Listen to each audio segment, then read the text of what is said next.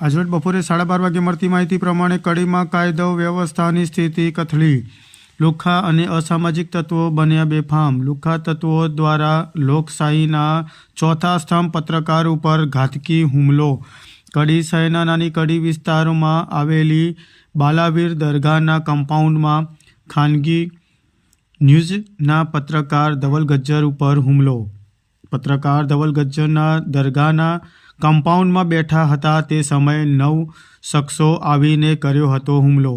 તમે હિન્દુ ધર્મના છો અને દરગાહ ખાતે કેમ બેઠા છો કહી પત્રકારને મારવામાં આવ્યો ઢોરમાર. છરીના 2 ઘા મારી ઘાયલ કરવામાં આવ્યો હતો. છરીના ઘા મારતા પત્રકાર ધવલ ગજ્જર ગંભીર રીતે ઇજાગ્રસ્ત થતા ઇજાગ્રસ્ત પત્રકારને સારવાર અર્થે કડીની ભાગ્યોદય હોસ્પિટલ ખાતે સારવાર અર્થે ખસેડવામાં આવ્યા છે.